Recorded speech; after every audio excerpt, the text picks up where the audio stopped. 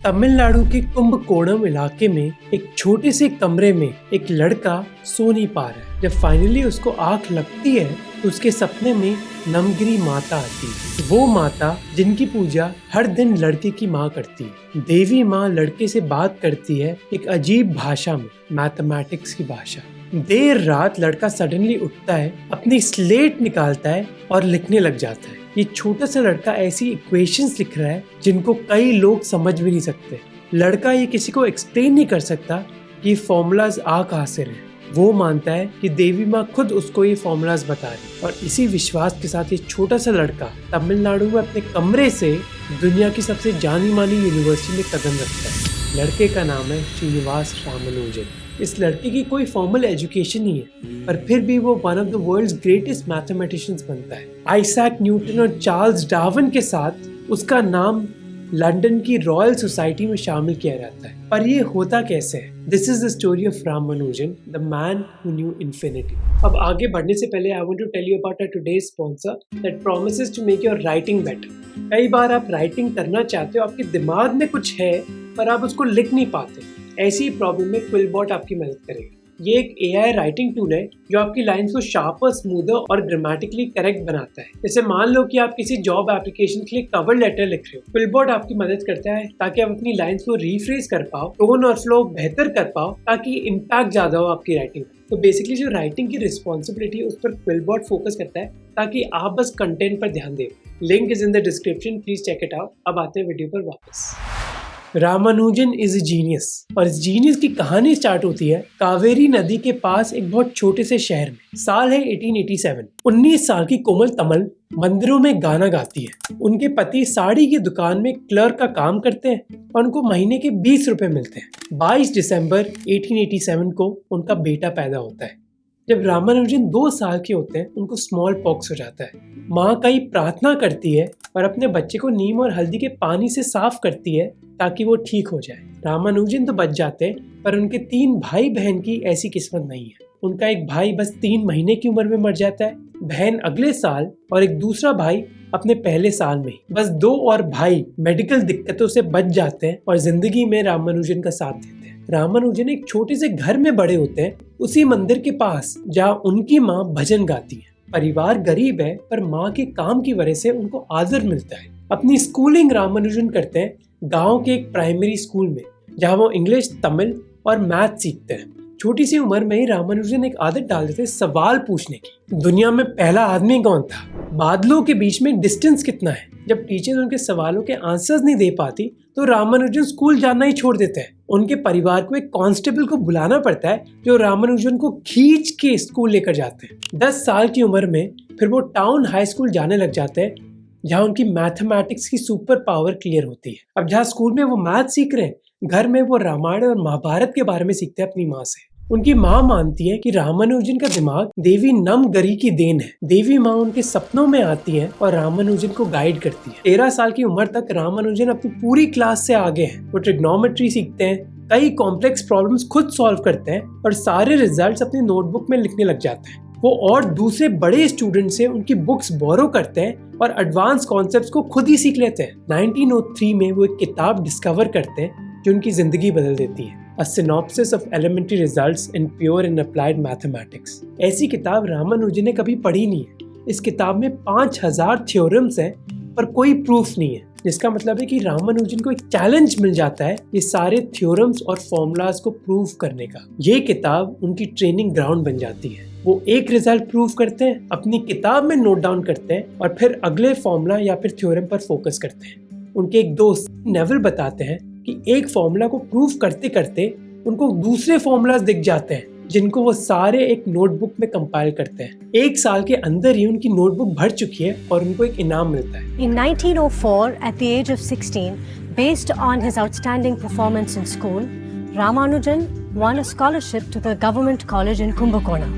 उनको एक professor PV Seshu Iyer उनको कई प्रॉब्लम्स देते हैं एकेडमिक जर्नल से, और उनके काम को वो इंजीनियस और ओरिजिनल बताते हैं। पर सभी प्रोफेसर्स ऐसे नहीं होते। जैसे जब रामानुजन एक कैलकुलस की किताब बोरो करते हैं तो एक दूसरे प्रोफेसर गुस्से से लाल हो जाते हैं कि भाई तुम ऐसी किताब क्यों पढ़ रहे हो, ये तुम्हारे करिकुलम में भी नहीं है। रामानुजन को सबसे बड़ी दिक्कत आती है इंग्लिश में। इंग्लिश कॉम्प्रिहेंशन उनके लिए बहुत ही मुश्किल है। उनके दोस्त रामानुजन के बारे में लिखते हैं कि कॉलेज को लगा कि ये स्टूडेंट मैथ्स के अलावा हर चीज को इग्नोर कर रहा है, इसीलिए उनकी स्कॉलरशिप छीन लेते हैं। हर टर्म के लिए 32 रुपए देने रामानुजन को, एक ऐसा अमाउंट जो उनका परिवार अफोर्ड नहीं कर सकता। उनकी माँ प्रिंसिपल के पास जाती है हाथ जोड़ने के लिए, पर रूल्स आर रूल्स। रामानुजन कुछ महीने तो रुक जाते हैं, पर वो खुश नहीं है। अगस्त 1905, 17 साल की उम्र में वो वाइजागपट्टनम भाग जाते हैं। इंग्लिश में फेल करने के बाद परिवार में पैसे की कमी और एक ऐसा लड़का जो बस मैथ्स पर ही ध्यान दे सकता है। इवेंचुअली रामानुजन वापस आ जाते हैं और इस बार वो पढ़ाई करते हैं मद्रास के पचैयप्पा कॉलेज में।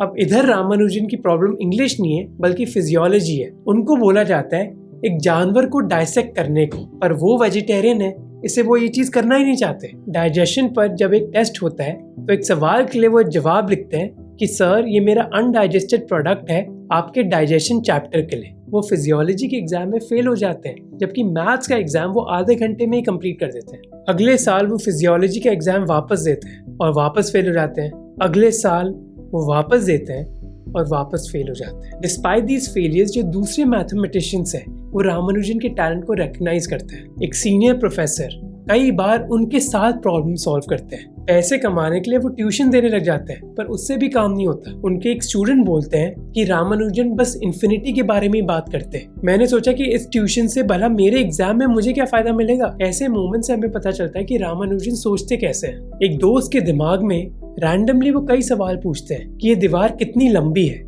नॉर्मल जिंदगी में भी वो बस मैथमेटिकल कॉन्सेप्ट्स के बारे में ही सोचते रहते हैं। मैथमेटिक्स के साथ रिलीजन भी उनके लिए इक्वली इम्पोर्टेंट है। बचपन से वो सुनते आ रहे हैं कि कैसे देवी माँ की वजह से उनका दिमाग इतना तेज चलता है, और वो ट्रूली ये चीज मानते हैं। देवी माँ पर भरोसा है, इसी वजह से शायद वो अगला साल जी पाते हैं। ये साल है जब वो एग्जाम्स में फेल हो गए, स्कॉलरशिप्स खो बैठे और उनके पास कोई डिग्री नहीं है। बस उनके पास नोटबुक्स हैं जिनमें कई ओरिजिनल आइडियाज हैं, फॉर्मूलाज और थ्योरीज जो किसी ने नहीं पढ़ी। अब कई इंस्टीट्यूशंस ने तो अपने दरवाजे बंद कर दिए रामानुजन के लिए, पर मैथमेटिक्स ने नहीं। अगले साल 21 साल के रामानुजन को उनकी माँ बोलती है कि उनको शादी कर लेनी चाहिए। उनकी शादी अरेंज होती है एक 9 साल की लड़की जानकी से। परिवार गरीब है, पर कुंडली और कास्ट दोनों ही मैच कर रही है। इससे जुलाई के महीने में शादी तय होती है। शादी के बाद जानकी अपने परिवार के साथ रहने लग जाती है और रामानुजन मद्रास जाते हैं काम ढूंढने के लिए। बिना किसी पगार के वो अपने दोस्त और मंदिर के पुजारियों की चैरिटी पर ही जी पाते हैं। अगले साल उनके टैलेंट की खबर वी रामास्वामी अय्यर तक पहुंचती है, एक डेप्यूटी कलेक्टर जो खुद मैथमेटिक्स से प्रेम करते हैं। रामानुजन उनसे मिलने जाते हैं। जब रामास्वामी अय्यर उनकी नोटबुक पढ़ते हैं तो उनको इमीडिएटली रियलाइज होता है कि इस बंदे में कुछ तो है। वो खुद ज्योमेट्री के एक एक्सपर्ट है, पर रामानुजन के फॉर्मूलाज उनको ढंग से समझ नहीं आते।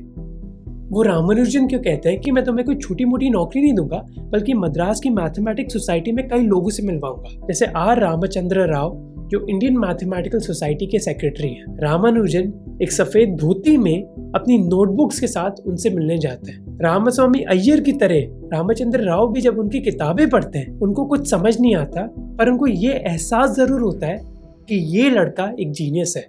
उनसे वो पूछते हैं कि भाई तुम अपना गुजारा कैसे करते हो। रामानुजन ब्लंटली जवाब देते हैं, मैं गुजारा नहीं करता। इसके बाद रामचंद्र राव उनको एक मंथली अलाउंस देते हैं और ये बोलते हैं कि अपना काम ढंग से कॉपी कर लो ताकि वो कभी खोए ना। अब इस अलाउंस से रामानुजन की एक बड़ी टेंशन तो खत्म हो जाती है और वो काम पर वापस फोकस कर सकते हैं।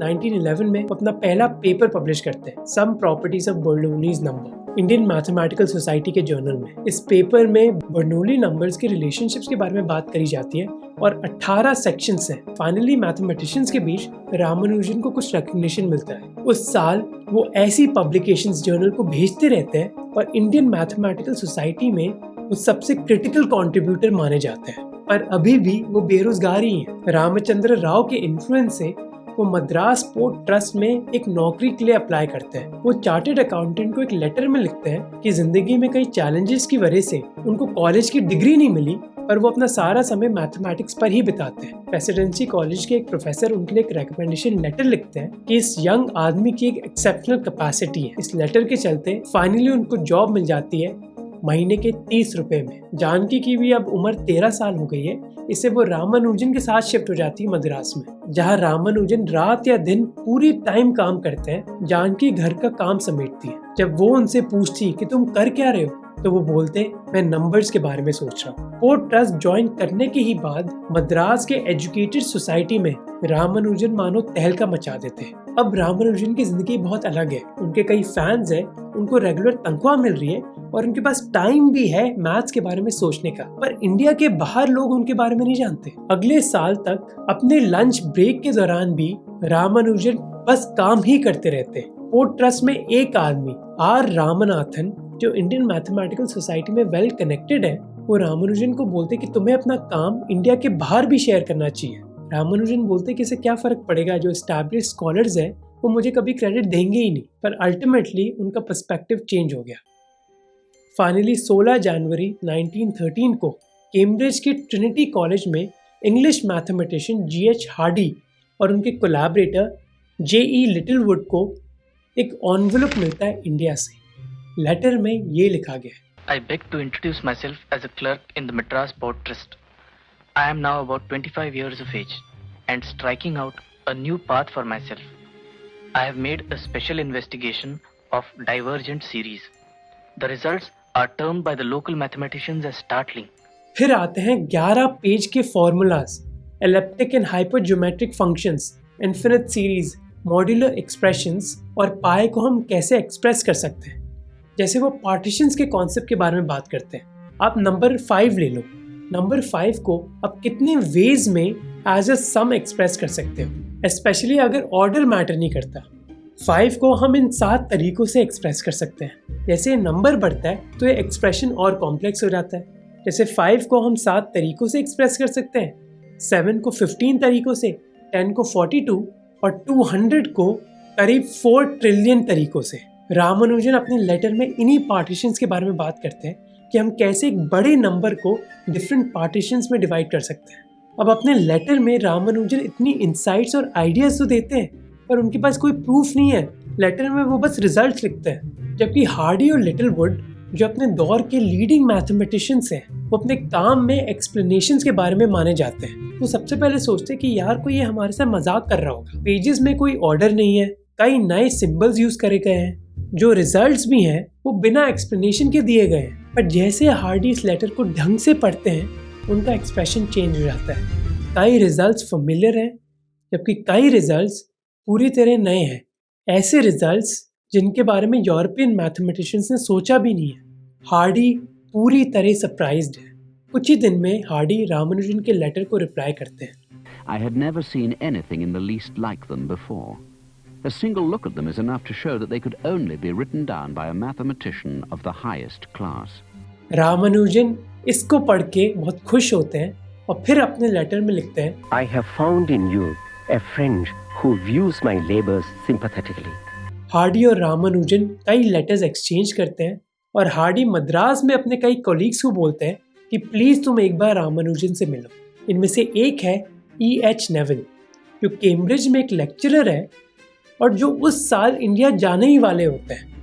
हार्डी उनको बोलते हैं कि जब तुम इंडिया जा ही रहे हो, प्लीज रामानुजन से मिलकर आओ।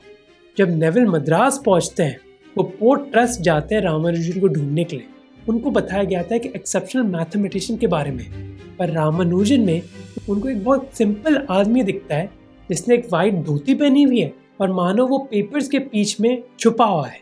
रामानुजन बहुत हल्की आवाज में बोलता है, बहुत ही वेल मैनर्ड है, और जब अपने काम के बारे में वो बात करने लग जाता है, नेविल सरप्राइज्ड है कि उसके दिमाग में कितनी क्लैरिटी है। नेविल फिर हार्डी को लिखते हैं कि रामानुजन ऐसा सिंसियर और सिंगल माइंडेड आदमी है, एक ऐसा आदमी जिससे वो जिंदगी में नहीं मिले।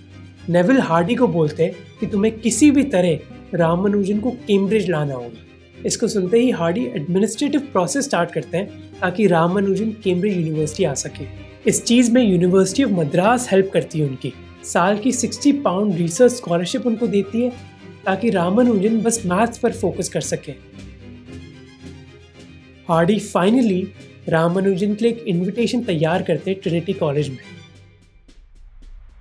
अब सब चीज़ें सेटअप है, पर एक प्रॉब्लम है, उनकी माँ। उनकी माँ मानती है कि जैसे ही रामानुजन ज़मीन को छोड़ेंगे और जहाज़ पर चढ़ेंगे, उनकी कास्ट का क्या होगा। याद रहे कि उस समय माना जाता था कि अगर ब्राह्मण समुंदर पर उतर रहे हैं तो उनकी कास्ट चली जाएगी। रामानुजन के पास दो ऑप्शन है, या तो वो अपनी माँ की बात ना माने या फिर वो अपनी ज़िंदगी का सबसे बड़ा पैशन त्याग दे। महीने बीत जाते हैं और वो डिसाइड नहीं कर पाते। फिर एक दिन फाइनली डिसीजन आता है। उनकी माँ बोलती है कि उनके सपने में देवी माँ आई और देवी माँ ने कहा कि तुम्हें अपने बेटे को जाने देना चाहिए। देवी माँ कहती हैं कि रामानुजन के काम की वजह से पूरे परिवार को बहुत सम्मान मिलेगा।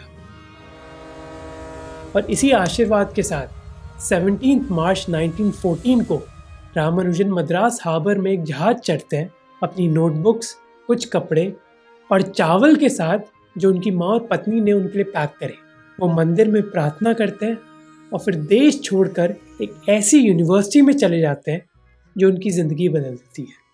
अपनी ट्रिप के बीच रामानुजन अपने दोस्त CV कृष्ण राव को लिखते हैं, Dear Mr. Krishna Rao, reached Suez this evening. For the first 3 days, I was very uncomfortable and took very little food, and after that, I have been all right. I shall write to you after I reach England, and everything is definitely settled. इस letter से हमें रामानुजन की humanity के बारे में पता चलता है कि उनके अचीवमेंट्स के बावजूद वो बहुत एंग्शियस हैं एक ऐसे शहर में जाने के लिए इसके बारे में उनको जानकारी है ही नहीं। वो डीपली रिलीजियस हैं जो मीट और अंडों को टच तक नहीं करते, इसलिए वो नर्वस है कि मैं खाऊंगा क्या। अब उनकी माँ और पत्नी ने घी और चावल तो पैक कर दिया, पर ये कितने टाइम चलेगा। फाइनली 14 अप्रैल 1914 वो साउथहैम्पटन पहुँचते हैं। वो बस 50 किलोमीटर दूर है कैम्ब्रिज से, पर मद्रास से हज़ारों किलोमीटर दूर। और उनको रियलाइज़ होता है कि ये दुनिया उनके घर की दुनिया से कितनी अलग है। वो डॉक पर G.H. हार्डी से मिलते हैं, वही आदमी जिसके लेटर ने उनकी ज़िंदगी बदल दी।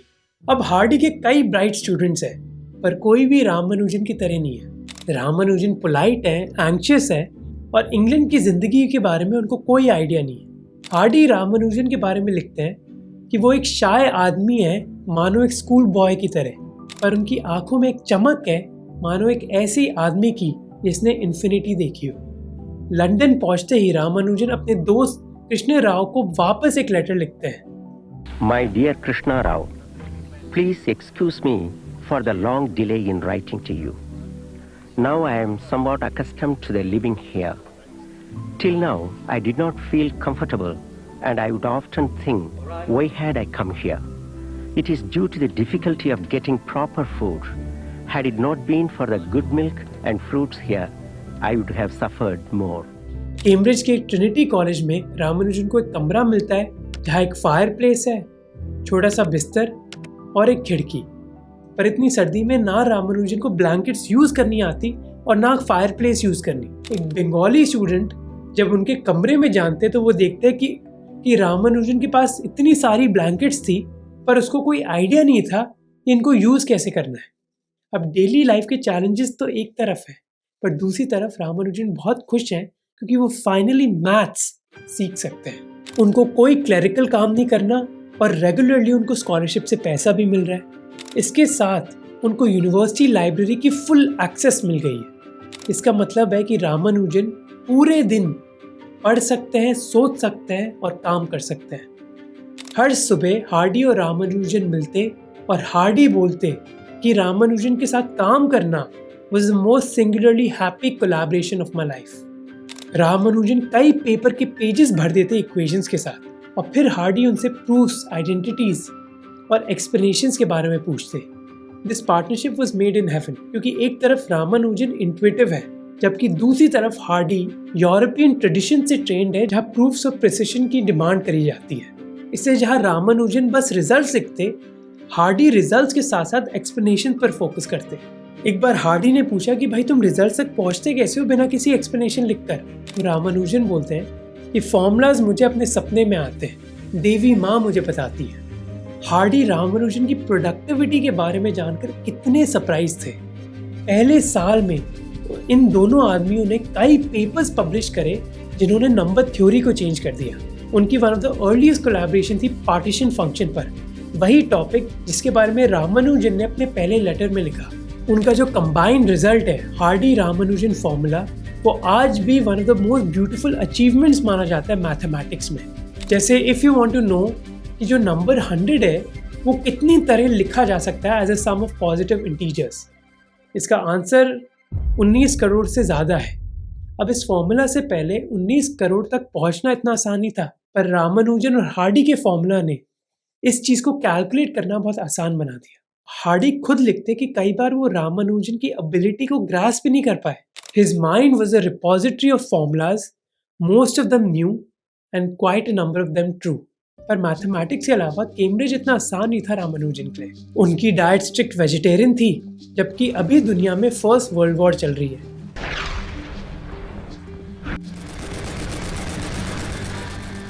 जिसका मतलब है कि पूरे देश में वेजिटेरियन खाना तो छोड़ो, खाना ही इतना ज़्यादा नहीं है। इसलिए रामानुजन को खुद खाना बनाना पड़ता, मेनली दाल और चावल। सर्दियों के महीने में रामानुजन लेदर के कपड़े या फिर जूते नहीं पहनते क्योंकि वो जानवरों से बनते हैं। जब हार्डी ने रामानुजन को बोला कि भाई तुम या तो खा लो या फिर एक डॉक्टर के पास चले जाओ, रामानुजन कहते कि मेरा शरीर इतना इम्पोर्टेंट नहीं है जितना मेरा काम।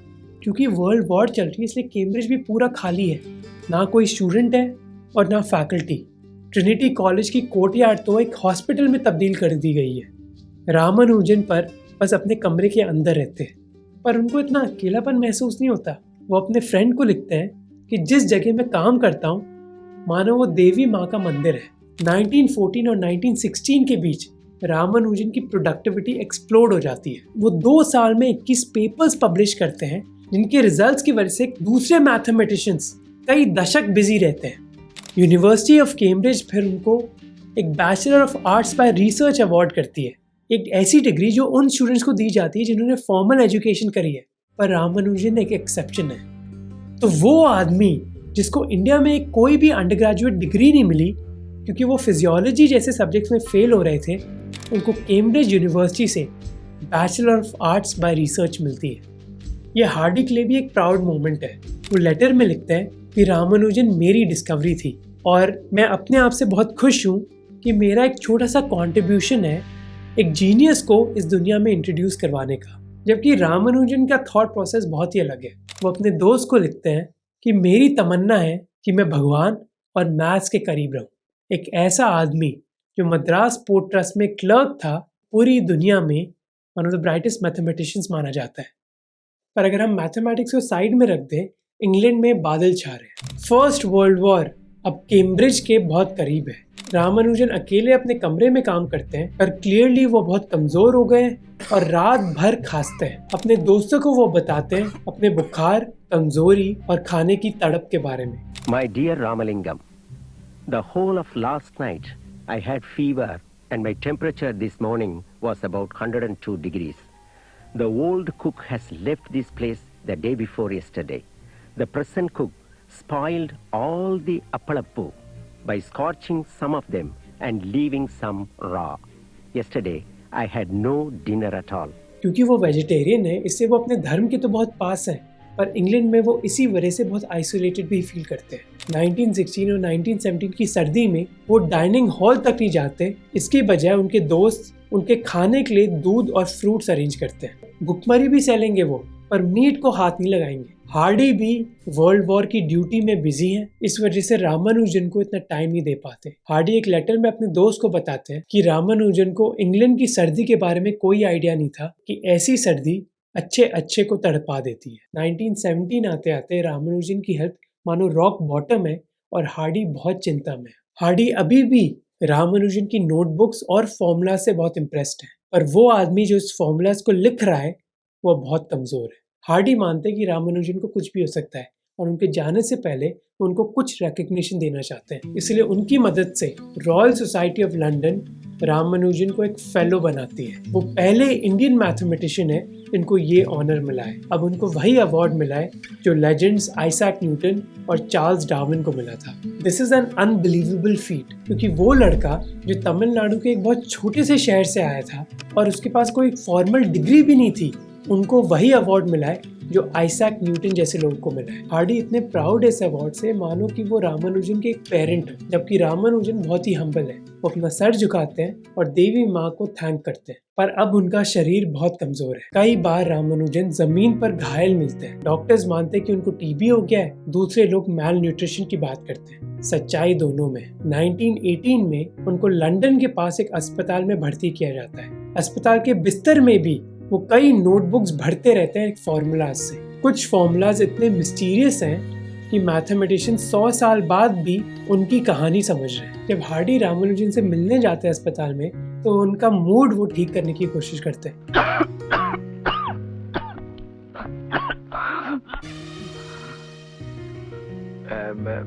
Ramanujan, I just took a taxi cab, number 1729. Ramanujan की आंखें चमक जाती हैं। It is the smallest number expressible as a sum of two cubes in two different ways. Guess which? Hardy थोड़े कंफ्यूज्ड हैं और रामानुजन जो कमजोर जरूर हैं पर मुस्कुराते हैं और एक्सप्लेन करते हैं कि 1729 is equal to 10 cube plus 9 cube और 12 cube plus 1 cube. हार्डी इसको one of the most beautiful incidents of my life बुलाते हैं। बीमारी में भी रामानुजन की थिंकिंग बहुत क्लियर है। वो हार्डी और दूसरे मैथमेटिशियंस को लेटर्स लिखते रहते हैं और अपने रिजल्ट्स एक्सप्लेन करते हैं। जहाँ रामानुजन का शरीर कमजोर हो रहा है, उधर इंग्लैंड में सिचुएशन बदल रही है। नवंबर 1918 में अग्रीमेंट साइन होने के बाद वर्ल्ड वॉर 1 इंग्लैंड में समाप्त हो जाती है। रामानुजन पर इतने कमजोर है कि वो खड़े भी नहीं हो पाते। खांसी में उनके शरीर से खून निकलता है और वो कोई भी दवाई लेने से मना कर देते हैं जो किसी जानवर के एक्सट्रैक्ट से बनी है। हार्डी के लिए देखना ये आसान नहीं है। वो रामानुजन के लिए दूध और फ्रूट अरेंज करते हैं, अपने दोस्तों से मदद मांगते हैं और चुपके से कॉलेज एडमिनिस्ट्रेशन के जरिए रामानुजन को पैसा भी भेजते हैं, पर ज्यादा कुछ बदलता नहीं है। एक दिन रामानुजन हार्डी को लेटर में लिखते हैं कि मेरा पर्पस तभी खत्म होगा जब मैं इंडिया वापस जाऊं। मैं हर दिन मेरे घर के पास एक मंदिर के बारे में सपने देखता हूँ और उनकी ये ख्वाहिश भी पूरी हो जाती है। ये रामानुजन की जिंदगी का लास्ट चैप्टर होगा। 1919 आते आते डॉक्टर्स कहते हैं कि अगर रामानुजन इंग्लैंड में रहे तो उनका जल्द देहांत हो जाएगा। इसलिए हार्डी अथॉरिटीज को बोलते हैं कि रामानुजन को हमें इंडिया भेज देना चाहिए। जब उनकी रिटर्न फाइनलाइज हो जाती है तो हार्डी एक लेटर में लिखते हैं, He will return to India with a scientific standing and reputation such as no Indian has enjoyed before, and I am confident that India will regard him as the treasure he is. His natural simplicity and modesty has never been affected in the least by success. Indeed, all that is wanted is to get him to realize that he really is a success. Finally Ramanujan फरवरी 1919 को एक जहाज चढ़ते हैं। वो उस आदमी से बहुत अलग दिखते हैं जो 5 साल पहले इंग्लैंड आया था। मद्रास पहुंचते ही उनकी माँ और पत्नी उनका इंतजार कर रही है। उनकी माँ उनको देखकर रोने लग जाती है, खुशी से नहीं बल्कि शौक से। एक हेल्दी 30 साल का बेटा जिसको मैंने भेजा था आज इतना कमजोर हो गया है। जानकी जो कुछ साल पहले बस एक बच्ची थी, वो भी अपने पति को देखकर शॉक्ड है। Used to say, if you had come with me, I wouldn't have fallen ill. It's because you didn't come that my health failed. पहुंचते ही रामानुजन को मद्रास के डॉक्टर्स परखते हैं। वो कहते हैं कि उनको ट्यूबरकुलोसिस हो गया है, जबकि दूसरे कहते हैं कि मैल न्यूट्रिशन की वजह से उनको एक सिवियर विटामिन डेफिशिएंसी है। हफ्तों तक रामानुजन बिस्तर से निकल भी नहीं पाते, पर इस सिचुएशन में भी उनका दिमाग कमजोर नहीं हुआ। बिस्तर में पड़े हुए भी वो नोटबुक्स भर देते हैं। Nobel laureate theoretical physicist S Chandrashekhar जो रामानुजन से इंस्पायर्ड हुए थे, वो मानते हैं कि रामानुजन को पता था कि उनका अंत आने वाला है। But in some strange way, Ramanujan must have felt that his life was coming to an end. Of course, this I am guessing, because the speed with which he did work during the past year, and which has been recorded in what is now called the Lost Notebook, is, according to everyone who has read it, one of the most original pieces of mathematics. For example, Ramanujan mach theta functions के बारे में लिखते हैं। I am extremely sorry for not writing you a single letter up to now. I have discovered very interesting functions recently, which I call mach theta functions. Unlike the false theta functions, they enter into mathematics as beautifully as the ordinary theta functions. Hardy इस letter को देखकर shocked हो जाते हैं। वो ये सोचते हैं कि एक कमजोर आदमी जो इंडिया में अभी बिस्तर में लेटा हुआ है, वो ऐसे फॉर्मूलाज कैसे लिख पाता है जो कैम्ब्रिज के मैथमेटिशियंस भी समझ नहीं पाते। रामानुजन की दुनिया अब बस कुछ कमरों में ही सीमित है। उनके फ्रेंड्स उनसे बहुत रेयरली मिलने के लिए आते हैं, पर मैथ्स उनको इंटरेस्टेड रखती है। 26 अप्रैल 1920 को श्रीनिवासन रामानुजन 32 साल की उम्र में स्वर्गवासी हो जाते हैं। पर इस छोटी सी उम्र में उन्होंने एक ऐसी लेगेसी क्रिएट करी जिसके बारे में इंडियन मैथमेटिशियन सोच भी नहीं सकते थे। I have just heard from India that Ramanujan is dead. It is a great shock to me, for I thought before he went back that he had begun to turn the corner. After all, he was a most extraordinary genius, of whom even Trinity may be justly proud. Ramanujan को नदी के पास cremate करा जाता है और उनकी अस्थियां उस मंदिर में लेकर जाई जाती हैं जहां वो देवी माँ है जो उनकी माँ के सपनों में आती थी। हार्डी अगले 26 साल तक जीवित रहते हैं और वो उस इंडियन जीनियस को कभी नहीं भूलते जो उनके one of the brightest students रहे। 1940 अ मैथमेटिशियंस अपॉलजी के ऐसे में वो लिखते हैं, I still say to myself when I am depressed and find myself forced to listen to pompous and tiresome people, well, I have done one thing you could never have done, and that is to have collaborated with both Littlewood and Ramanujan on something like equal terms. कई mathematicians Ramanujan की notebooks को पढ़ते हैं, 3 जो उन्होंने India में लिखी थी और 4 जो उनके देहांत के बाद लोगों को मिली। आज उनका कंट्रीब्यूशन नंबर थ्योरी से लेकर black hole physics, string theory से लेकर कैंसर रिसर्च में पाया जाता है। पर रामानुजन की कहानी बस मैथमेटिक्स के बारे में नहीं है। जवाहरलाल नेहरू ने कई साल बाद अपनी किताब द डिस्कवरी ऑफ इंडिया में लिखा था, रामानुजन की छोटी सी जिंदगी दरअसल भारत की हालत का आईना है। हमारे करोड़ों लोगों में कितनों को पढ़ाई का मौका मिलता है। अगर इन्हें अच्छी जिंदगी, खाना और सीखने का अवसर मिले तो न जाने कितने वैज्ञानिक, शिक्षक, लेखक और कलाकार इस देश से निकले जो एक नया भारत और एक नई दुनिया बना सकते हैं। हार्डी ने ऐसे ही आदमी को डिस्कवर किया था रामानुजन में। जिस तरह रामानुजन ने अपने टाइम के साइंटिस्ट को इंस्पायर किया, होपफुली 100 साल बाद भी वो हमारे देश में साइंटिस्ट को इंस्पायर करेंगे। क्योंकि अगर हमारा देश रामानुजन जैसे हीरो को फूड, एजुकेशन और इंकरेजमेंट देगा तो इस देश में और कई जीनियसेस पाए जाएंगे।